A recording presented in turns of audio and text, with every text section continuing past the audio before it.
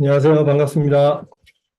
오늘은 사업 확장에 대한 얘기를 조금 해보겠습니다. 지난번에 사업 스케일업 방법 얘기를 하면서 이제 그 사업 확장에 대한 얘기를 한 적이 있는데 그때 조금 더 정리된 내용이 있어서 지난주 레터에 사실은 칼럼으로 쓴 게 이제 이 내용입니다. 그래서 보통 스케일업을 우리가 한다라고 하는데 뭐 스케일업이라고 하면 이게 거창한 건 아니에요. 거창한 건 아니고 그냥 이제 회사를 키우는 거죠. 그래서 이걸 간단하게 보면 우리 이 창업 단계에서 시스템 구축 5단계에서 보면 설계, 시운전, 완성까지 하면 이제 시스템이 구축이 되잖아요. 그죠? 그래서 구축된 시스템 가지고 여기서 이제 유입 고객 늘리기를 하는데 이게 일종의 첫 번째 확장에 해당하는 겁니다. 스케일업에 해당하는 겁니다. 그러니까 유입 고객을 늘려서 이제 회사 볼륨을 키우는 거죠. 그러니까 전통적인 얘기로 하면 볼륨을 키운다라고 얘기를 하고 그다음에 이제 회사를 성장시키는 겁니다. 그래서 그러면서 이제 손익분기점도 넘고, 예.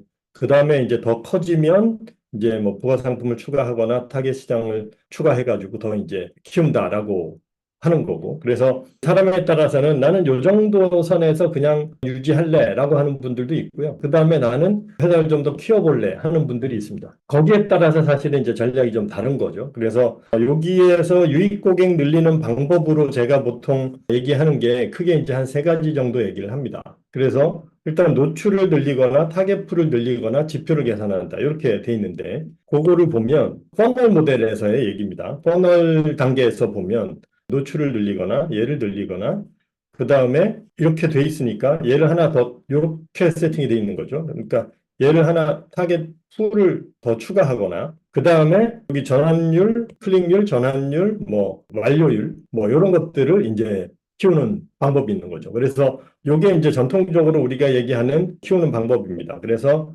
가장 일반적인 게 노출 늘리는 거고요. 그 다음에 타겟 풀 추가하는 거고, 그 다음에 지표 개선하는 거. 이게 이제 뻔할 단계예요. 그래서 이렇게 되는데 나중에 해보시면 아시겠지만 해보신 분들은 아실 텐데 지표 개선하는 거는 굉장히 미미합니다. 그래서 얘는 그냥 살면서 꾸준히 해야 되는 거지. 처음에 예를 들어서 시운전할 때 나타난 지표가 그 후에 개선한다고 해서 크게 바뀌지 않아요. 그래서 물론 이제 없던 거를 여기서 만들거나 뭐 여기 완전 랜딩 페이지가 개판이었는데 얘를 제대로 만든다. 그럼 그때 조금 달라지겠죠. 근데 어느 정도 수준에서 세팅이 됐다면 그 다음에 얘를 개선하는 건 크게 어렵습니다. 그래서 지표 개선이 주는 영향은 초창기 빼고는 미미하다. 그래서 그다음부터는 뭔가 이 큰 덩어리들을 바꿔야 이렇게 바뀌어요. 그러니까 모델이 바뀌어야 아웃풋이 바뀌는 거지 조금 수정한다고 해서 바뀌지는 않습니다. 예를 들면 내가 티코를 타요. 근데 티코를 아무리 튜닝 해봤자 걔가 뭐 그랜저까지 출력이 안 나온다는 얘기예요. 튜닝에 해당하는데 이 계산하는 거는. 그다음에 노출을 늘리는 거는 얘도 얘는 이제 어느 정도 먹히죠. 그래서 가장 많이 쓰는 게 이제 이쪽입니다. 근데 얘도 이제 하다 보면 타겟 풀이 가지고 있는 한계에 봉착을 해요. 그래서 그렇게 되는 거고, 그 다음에 이제 먹히는 게 타겟 풀을 추가하는 겁니다. 그러면 얘는 이 수를 하나 더 만드는 거니까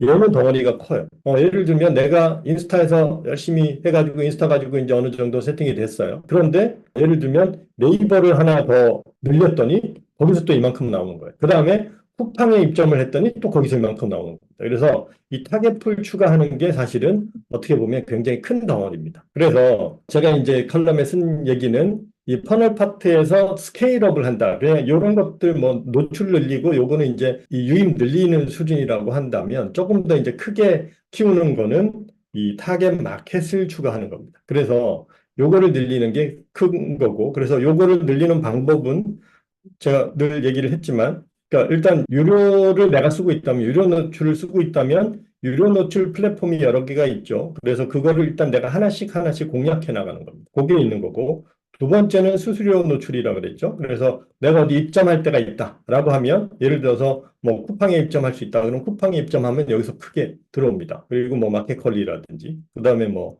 지마켓 그죠? 예. 그다음에 네이버 쇼핑 이런 식으로 해가지고 그런 데를 이제 늘려나가는 그게 있을 거고요. 그다음에 좀 더 내가 이제 여유가 생기면 무료 노출을 늘려서 SNS를 이제 하나씩 늘려나간다든지 그다음에 네 번째가 기타 커뮤니티.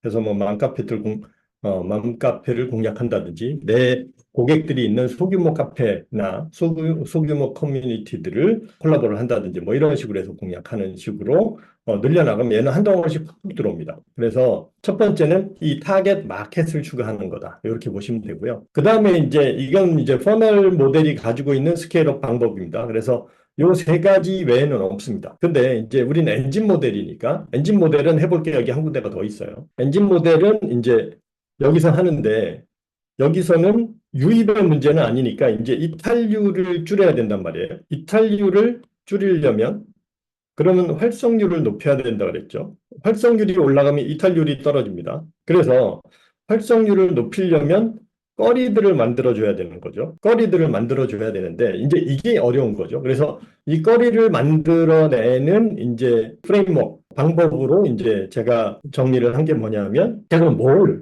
도대체 단골풀에서 우리가 뭘 해야 되느냐인데 우리가 핵심이 고객의 행동을 하게 만드는 거라 그랬잖아요. 그죠? 이 단골 상품을 행동이라고 제가 얘기를 합니다. 그러니까 예를 들면 내가 만약에 코칭을 한다 그러면 미팅이 되겠죠. 그리고 만약에 요식업이다 그러면 식사가 될 거고 뭐 이제 이런 식으로 될 겁니다. 그러면은 이제 1차적으로는 이 행동을 하는데 도움이 되는 거리들을 찾아보는 겁니다. 도움이 되는 거리를 찾아보는데 여기서 중요한 포인트는 밸류예요. 그러니까 내가 제공하는 일단 밸류를 중심으로 이걸 해야 되는 겁니다. 그래서 밸류를 중심으로 찾아보는 건데, 자, 밸류 중심이 있고요. 그 다음에 이제 행동이 있잖아요. 그죠? 그래서 행동에 도움이 되는, 그러면 내가 식사에 도움이 되는 행동을 이제 찾는 거죠. 그래서 처음에는 뭐 음식을 내가 제공을 했는데, 그 다음에 예를 들어서 뭐 우리 식당에서만 먹는 게 아니라 집에서도 먹을 수 있게 하니까 밀키트가 이제 나오겠죠. 그래서 밀키트를 개발을 합니다. 그래서 이제 밀키트를 줬는데, 밀키트를 제공을 하다 보니까 집에서 잘 먹게 하려고 하니까 식기를 또 제공을 해줄 수 있는 거예요. 여기서 좀 더 나아가면 어떻게 돼요? 그 다음에는 식탁이라든지 주방이라든지 아니면 음식 먹는 공간에 대한 뭐 인테리어라든지 뭐 이런 식으로 가면서 여기서 더 나아가면 BGM 같은 걸 틀어준다면 뭐 오디오 같은 것도 나갈 수 있고 음반, 뭐 음원 뭐 이런 것들로 이렇게 계속 갈 수가 있는 겁니다. 그래서 이 확장을 하는 방향이 이렇게 가는 거예요. 그러면 나는 이 식사라는 테마를 중심으로 쭉 가는 거죠. 그래서 제가 이제 테마파크라고 얘기를 한 게 이 단골풀이 결국은 테마파크다라는 얘기가 이런 겁니다. 나는 식사라는 행동을 주제로 이렇게 간다라는 거죠. 그래서 요거는 이제 식사라는 행동을 중심으로 다양한 거리들을 만들어가는 방법이 있고 또 하나는 이 밸류를 충족시키기 위해서 예를 들면 자, 밸류가 만약에 내가 건강이라는 밸류였어요. 자, 행동은 식사였는데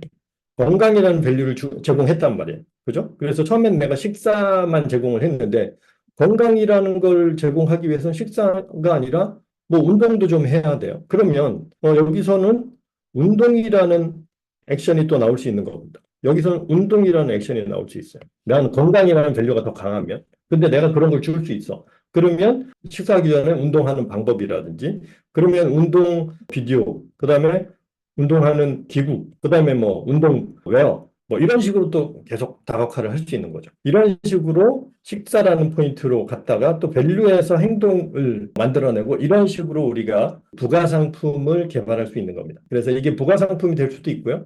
그러니까 이 지금 방문거리나 구매거리를 찾아내는 영역이에요. 그게 뭐 콘텐츠로 갈 수도 있고 그게 상품으로 갈 수도 있는 거예요. 그리고 이게 뭐 공동 구매를 할 수도 있는 거고 내가 제공할 수 없다면 뭐 콜라보를 갈 수도 있는 거고 그러니까 이런 것들은 사실은 하는 방식인 거지 결국 우리가 제공하는 게 뭐냐 이런 거라는 거죠. 그러니까 대부분 아이디어가 안 떠오르니까 뭘 해야 될지 잘 모른다라고 보는데 이쪽에 훨씬 더 사실은 해볼 게 많이 생기는 겁니다.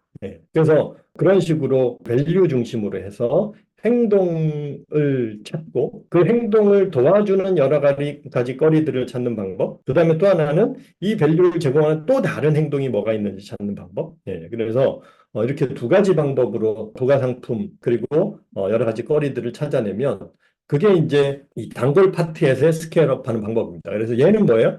일단 고객이 정해져 있어요. 그러니까 이미 나는 고객을 확보하고 있기 때문에 여기서 이런 테스트를 하는 거는 굉장히 쉽습니다. 그리고 비용이 안 들어요. 퍼널 쪽은요, 세팅할 때마다 다 비용이에요, 이게.